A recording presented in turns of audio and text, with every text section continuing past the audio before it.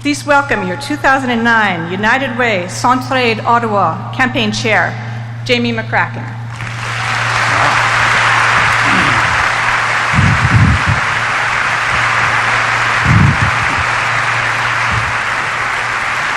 Thank you. Wow.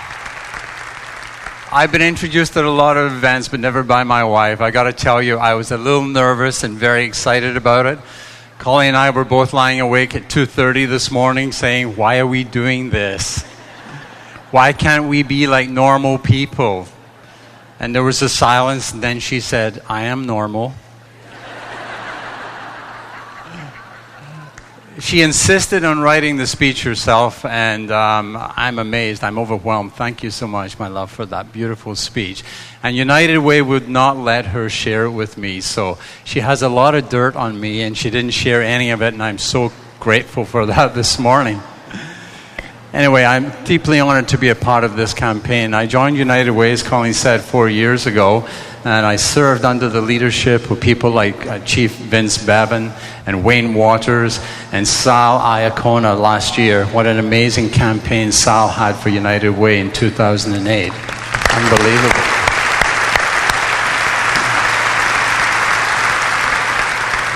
And so I'm humbled this morning to follow in their big footprints, their footsteps. Also, I'd like to recognize Bill Baker this morning. Bill is the vice chair of the campaign, and later on you will meet the campaign cabinet. And Bill is the chairperson of the government campaign this year. Bill, in his day job, is the deputy minister of the Canadian Revenue Agency. Who better to get $50 than the man who collects our tax money? So I wish you well, Bill, in the campaign. Thank you.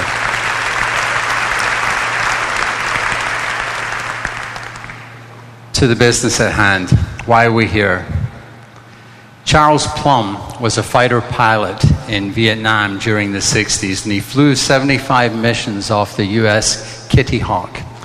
And on the 75th mission, he was shot down over enemy territory and taken prisoner. For 6 years, he was in a prisoner camp. When he got back home to the United States, one day he was in a restaurant with his wife, and a man came over and said, "You're Charles Plum. I recognize you from your picture. I was a sailor on the Kitty Hawk, and my job every time you flew was to fold your parachute, pack your chute." It must have worked, didn't it? And they exchanged pleasantries, and the man left. And after that time, Charles Plum thought about this, and he thought about how this man who he didn't know, who was just a sailor, in the bowels of that aircraft carrier, every time he flew, spent hours folding the shrouds, packing the silk, and saving his life. And he thought about the 6 years in the prisoner war camp, how there was other people who packed his chute, his mental chute, his emotional chute, his spiritual chute, and helped save his life. And today I ask you the question, who packed your chute today? You are here today. I am here today because someone is looking out for me.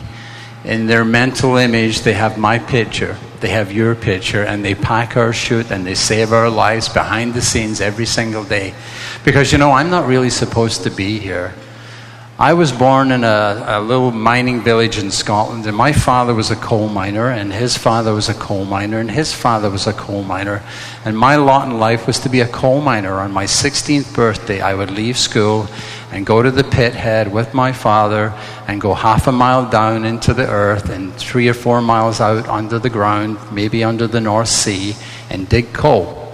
And if I was lucky, I would live to be 50 or 55, and then I would die of silicosis of the lungs. That was going to be my life. But early in my life, people started to pack my chute. I went to a little 2-room schoolhouse in the village, and the headmaster's name was Richard Allen. And in grade 4 one day, he said to me, "Jamie, I want you to go to my house," which was right next to the school, "go in, down the hall, into my study, pick up a book on my desk, bring it back." And I was so proud to do this. And I went to the door, I opened the door, I walked down the hall, second door on the right, I went into his study, and it changed my life forever. Because there was the book on the desk, but I looked at the back wall, and there was books from floor to ceiling, And I looked at the side wall, and there was books from floor to ceiling. And I looked at this wall, same thing. And even the door I had come through, covered in books. And he was a short man. He was about 5'2", but he grew 4 inches immediately in my mind. I couldn't comprehend that one human being could have read that many books. I'd heard there was places called libraries in Glasgow and Edinburgh. I'd never been in one. And I went back to him and I said, "Sir, have you read all those books?" And he said to me, "Way more than that, Jamie." And he grew another 4 inches. And he started lending me books.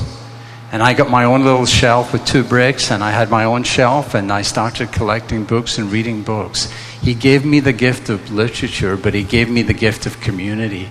He told me about a bigger world than that little village. He started to pack my should. Later on in high school, I was a good student in grade 9, a mediocre student in grade 10, and not a very good student in grade 11 until I fell in love one day. She was beautiful. She had red hair just like Colleen, and freckles on her nose and beautiful blue eyes. And her name was Flora MacDonald. Not the Canadian one, my Flora MacDonald. And I was 15 years old, and she was about 41, 42. She was my English teacher. And I remember one day we were discussing Macbeth, which is not a very nice play about Scottish people. Invite the king for supper, kill him. And she was talking about how he was a tragic figure, and I thought he was a wimp, quite frankly. And after about 10 minutes, the room had gone quiet, and I was having this conversation with my teacher, and I became silent. After class, she invited me over, and I thought I was in trouble. And she said, "You know, Jamie, that was great. You know what? You could be a teacher." And again, she packed my should. Soon after that moment, or that day, my father was killed in the coal mine. And my mother decided that no more men that she loved would be in coal mines, and she brought me and my brother and sister to Canada. She packs my suit every day, and she's sitting right down here.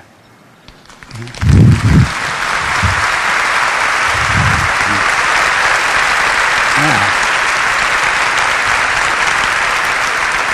And so, today, you're here. You got up in the middle of the night, like me, to come here today because people have packed your should.